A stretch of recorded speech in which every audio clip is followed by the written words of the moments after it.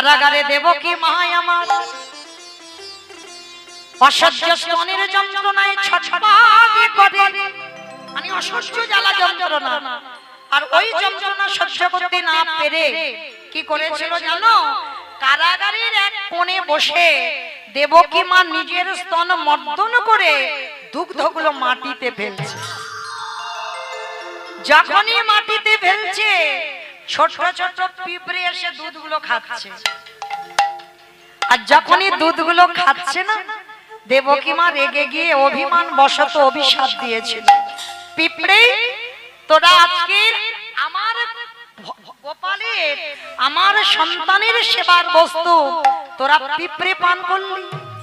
অভিশাপ দিলাম, যতক্ষণ মন্দিরে ভোগ বসবে ততক্ষণ তোরা সেবার অধিকার পাবি না। আর যেদিন ওই ভোগের মালসাটা মন্দির থেকে স্থানান্তরিত হবে তখন ভোগের মালসাতে পিঁপড়ে লাগবে। মিলিয়ে নেবেন মা, ঠাকুর ঘরে ওইখানে বসিয়ে রাখবে, মালসা নিবেদন করে, পিঁপড়ে লাগবে না। কিন্তু ওইখান থেকে মালসা আপনার কাছে রেখে দেন, পিঁপড়ে ভর্তি হবে। কেন? এটা দেবকী মার অভিশাপ। কিন্তু ভগবান বলল, মা আমি তোমার পাপের জন্য তোমার দুধ খাইনি। মায়েরা আপনারা জানেন তো দেবকীর পাপের জন্য দুধ খাইনি। সেই যে রাম অবতারে, রামের মাতা ছিল কৌশল্যা জননী। রাম যদি 14 বছরের জন্য বনবাসে যাবে, ভরত জননী কইকেয়ী মা দুধের বাটিতে দুধ এনেছিল রামকে খাওয়াবে বলে, কৌশল্যা এসে দুধের বাটিটা ফেলে দিল।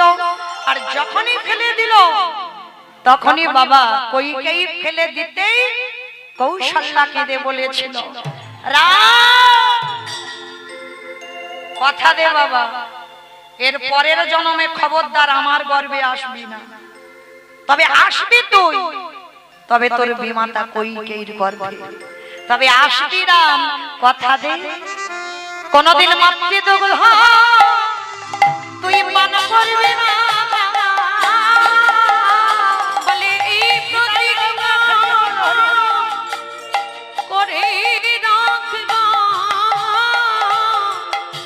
কোনদিন মাতৃদুগ্ধ পান করবি না, আস্তে, কোনদিন যেন মায়ের দুগ্ধ না পান হয়। আজকের ভগবান কৃষ্ণ বলছে, ও মা, তাহলে মনে পড়ে গেছে তুমি তো সেই কইকেয়ী মা দেবকী হয়েছ, ওই জন্য আমি তোমার স্তন দুগ্ধ পান করলাম না। কিন্তু কথা দিলাম আমার সেবার বস্তু যখন মাটিতে দিলে, আগত কলিযুগে সোনা নয়, রূপ নয়, তামা নয়, স্টিল নয়, অ্যালুমিনিয়াম নয়, শাল পাতা নয়, মা গো আমি কথা দিলাম এই যে আমার সেবার বস্তু তুমি যখন মাটিতে দিলে, ওই আগত কলিযুগে গৌর হয়ে যেদিন যাব, ওই মাটির পাত্রে আমি প্রসাদ পাবো বলে এই প্রতিজ্ঞা করে রাখলাম, সেদিন মাটির পাত্রে প্রসাদ পাবো। শুধু মাটির পাত্রে নয়, ওই মাটির পাত্রে করে যদি কোনো ভক্ত ওই চিরে প্রসাদ ভিজায়ে রাধে, এ তো সেই সুদামার চোখের জলে ভিজা ছিল। কত বলবো, আধা ঘন্টা বাকি, রাস হবে না? আমার মেয়ে মৌমিতা মৌসুমী রাস গাইতে আসবে, ভালো রাস গায়, শ্রবণ করবে, ছোট্ট মেয়ে তো ভালো গায়। তো যাই হোক, তো আধা ঘন্টা সময় আছে, তো অধিকার অতটা যেতে পারবো না বাবা, কারণ আমার কমিটি ভাইরা বলেছিল শুধু আমার চরিত্রে একটু বর্ণনা করতে। কিন্তু বাবা বলেন সম্ভব কি?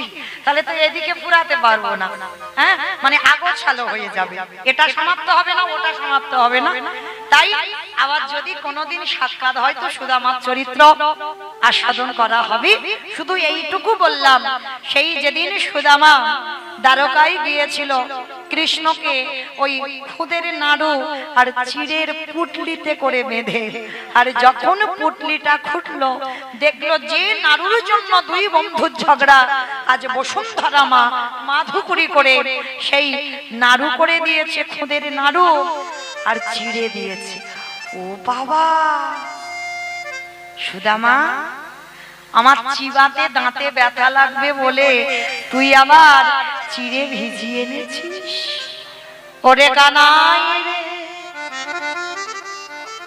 আমি বাড়ি থেকে চিড়া ভিজাইয়ে আনি না। ওরে কানাই রে,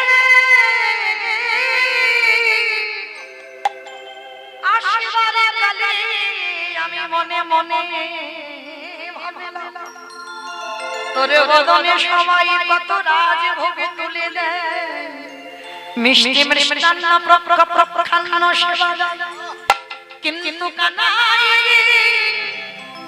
এই ভিখারির ভিক্ষে করা চিড়ে তোর বদনে কেমন করে তুলে দেব? আরে এই কথা ভাবতে ভাবতে যখন রাস্তা দিয়ে আসছিলাম, পুটলিটা ছিল আমার বক্ষের পড়ে। আরে যখন আমার মনে এলো তুই রাজার ছেলে, তখন কি হলো জানিস? আমার চোখের জলে ছিড়ে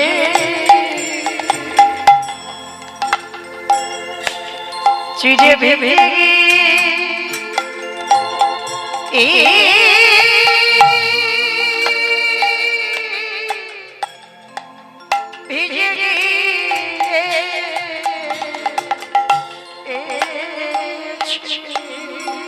ওরে তোরে কথা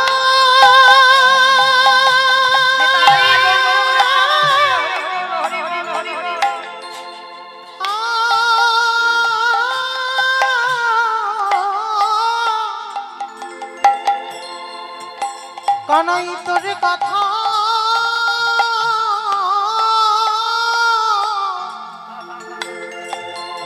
ভাবিতে ভাবিতে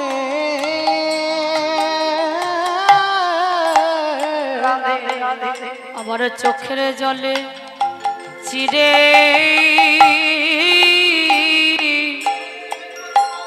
চিড়ে ভিজে গিয়েছে। ওরে সুদামা রে, আমারে মন্ত্রে তন্ত্রে সবাই ডাকে বটে। ওরে সুদামা রে,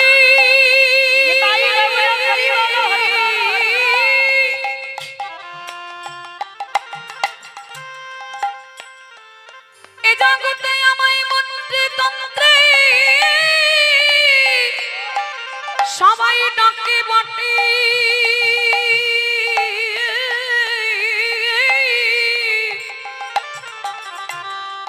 কিন্তু তোর মতো এমন করে প্রেমে দিয়ে প্রীতি দিয়ে নয়নের জলে ভেসে এমন করে কেউ না।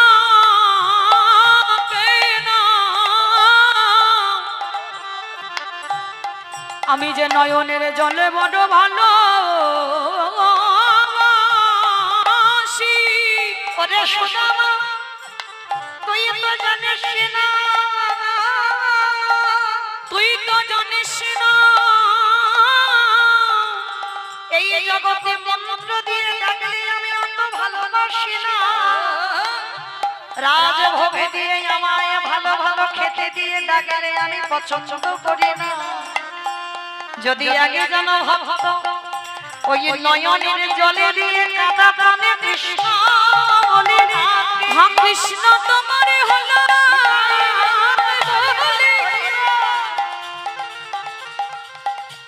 যদি কোনো ভক্ত নয়নের জলে দিয়ে একবারে ডাকতে পারি,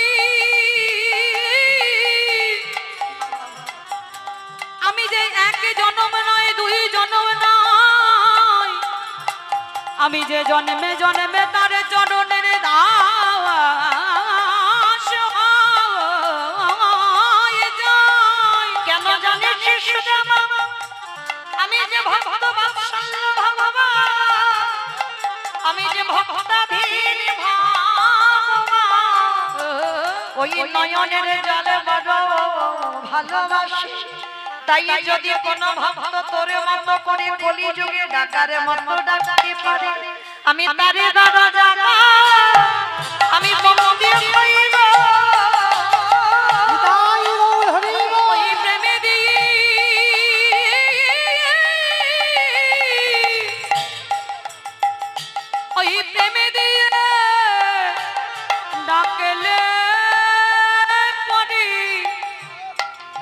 তার দান যায় অগবন্দি হই গো।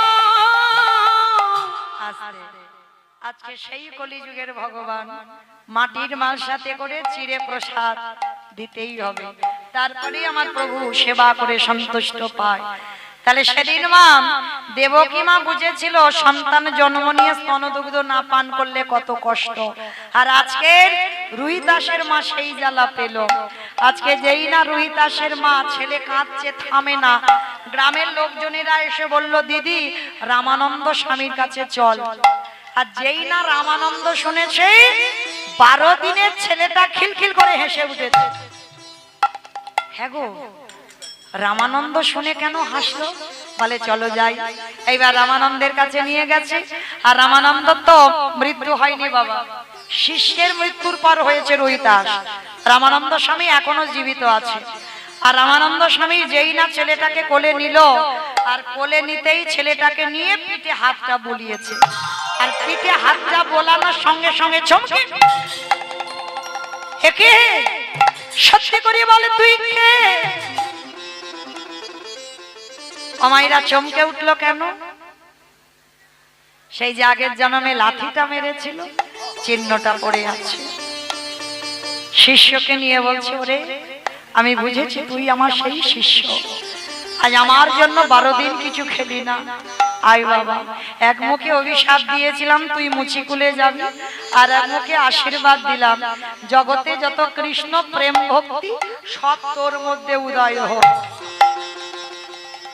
এক মুখে অভিশাপ দিয়েছিল, আশীর্বাদ দিল। এইবারে ছোট্ট ছেলে 12 দিনের ছেলে বলল দয়াল গুরুদেব নদীর ঘাটে নৌকা না থাকলে এ ঘাটে থেকে ও ঘাটে যাওয়া যায় না। এই জগতে যারা যারা গুরু চরণ না ধরে ওগো গুরুদেব, ওই গুরুরূপী ভান্ডারে বাইতে বাইতে শিষ্যকে নিয়ে চলে যায় গোলক বৃন্দাবনে। আরে গোলক বৃন্দাবনে যদি গুরুদেব নিয়ে যেতে পারে, সেইখানে বসে গুরু চরণ তলে বসে ওই না যুগল চরণ দর্শন হইব। ওই গুরু চরণ সারে কাঁদিলে ওগো যুগল চরণ দর্শন হইব। আস্তে এইবার ছেলেটার আশীর্বাদ দিল। আশীর্বাদ দিতে বাবা মা নিয়ে চলে এলো। ছেলেটা দিনে দিনে বড় হলো। রুহিদাসের বাবা মা প্রাণ ত্যাগ হলো, এ জন্মেও চলে গেল। রুহিদাস বড় হলো, ছেলে একটা ব্যবসা শুরু করেছে। ও মায়েরা, আমরা তো লাভের জন্য ব্যবসা করি, কোথায় গেলে কোন ব্যবসাটা করলে একটু বেশি লাভ পাওয়া যায়? রুহিদাসের এই ব্যবসা নয়, ব্যবসা করে কিন্তু লাভের জন্য নয়। প্রত্যেকদিন রুহিদাস 2 জোড়া করে জুতো বানায়। 1 জোড়া ফ্রিতে মানে বিনামূল্যে বৈষ্ণব সেবায় দিয়ে দেয়, আর 1 জোড়া জুতো বিক্রি করে রুহিদাসের সংসার চলে। একটা রাস্তায় ভক্ত যেতে যেতে প্রশ্ন করেছিল, আচ্ছা রুহিদাস ধরো তোমার 1 জোড়া জুতো বিক্রি হলো না, লাভ লোকসান তো থাকে, রোজ যে তোমার বিক্রি হবে তা তো নয়। ধরো 1 জোড়া তুমি ফ্রিতে দিলে, আর 1 জোড়া যদি বিক্রি না হয় সেদিন কি তুমি উপবাসে কাটাও? বলে না গো না, উপবাসে কাটাবো কেন? তাহলে কি করো? বলে শোনো, আমারে ঘরে জলধরে মূর্তি বসানো আছে, তার চরণে বসে যেদিন বাচ্চিকি জগতের আহারে কিছু জোটে না, ওই চরণ তলে বসে মনে তুলসী ভক্তি চন্দন নয়ন বাড়ি মিশ্রিত করে আমারে গোবিন্দ চরণ তলে দিয়ে সকাল থেকে সারা রাত আমি কি পান করি জানো? হরি নামামৃত রস পান করি গো। আমার যে ক্ষুধা তৃষ্ণা সবে মিটে যায় গো। আমি হরি নামামৃত রস পান করি গো। দেখবেন বাবা, যারা ভক্তি জগতে ডুবেছেন খিদে যদি পাই, যেমন আমার এই বাবারা বসে আছেন সব জায়গায়, ওনাদের জন্য বললাম কি গাইবো আমি খুঁজে পাই না, সব জায়গায় পৌঁছে যায়। তাহলে এই যে আমি তো চেনা মানুষ, কিসের দরকার ছিল আসবার? আমার জন্য আসা নয়, এই হরির নামামৃত রস একটু পান করবে। আর এই রসটা যে একবার পান করতে পেরেছে, এই রসে যে একবার ডুবেছে, তার আর সংসার জীবন ভালো লাগে না। মানে সর্বদা কোথায় একটু কীর্তন হচ্ছে, ভাগবত হচ্ছে, পাগলের মতো ছুটে ছুটে যায়, হ্যাঁ, এটাই তাদের মনে হয়। তার সেই রোহিতাস অনেক ভজন জগতে অনেক বড় ভক্ত হয়েছে, সারাদিন হাতে করে কাম, মুখে বলে না। আর এদিকে ভগবান মনে মনে ভাবছে ও বেটা তো মুচির ছেলে, ওকে তো জাতে তুলতে হবে। কিন্তু কি করে জাতে তুলবো? সমাজ তো মেনে নেবে না, সমাজ তো বলবে ও মুচি, ছোট জাত।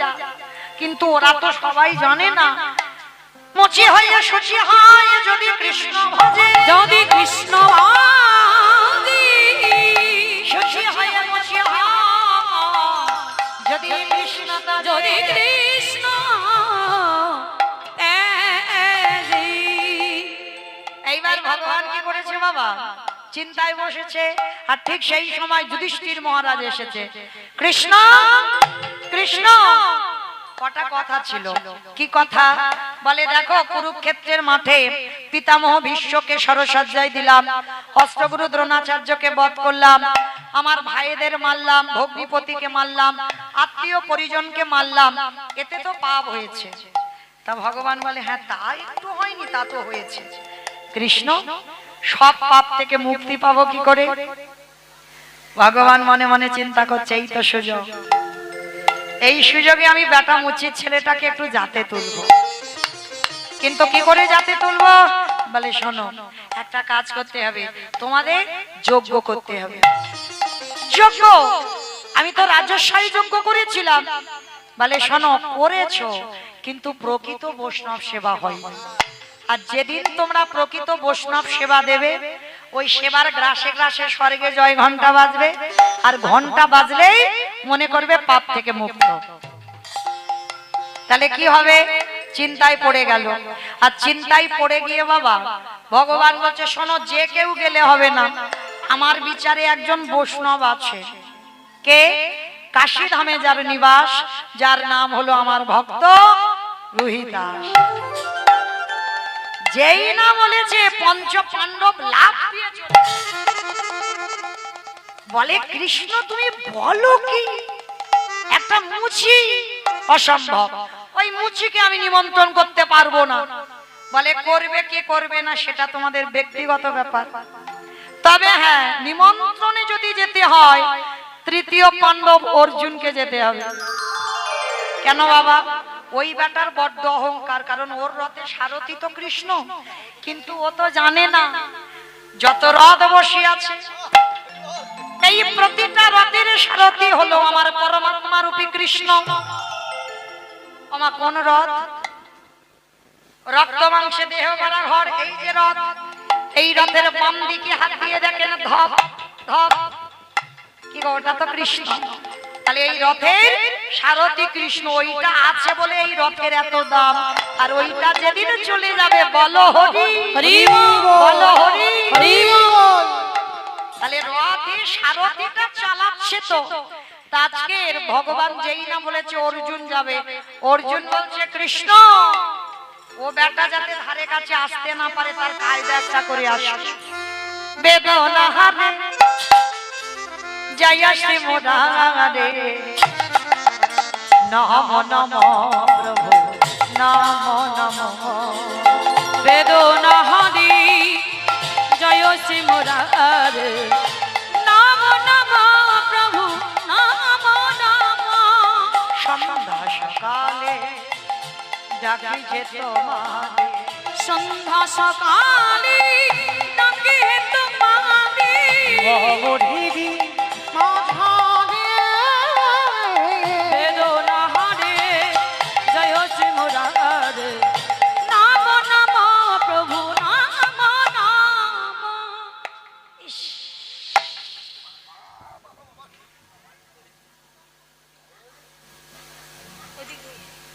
হবে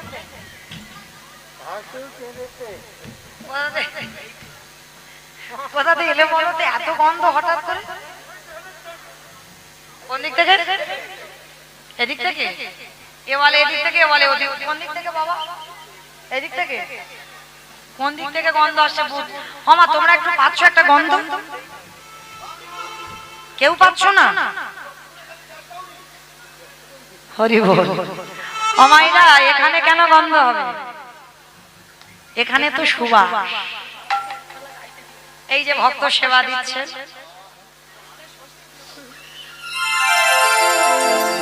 হ্যাঁ সেবা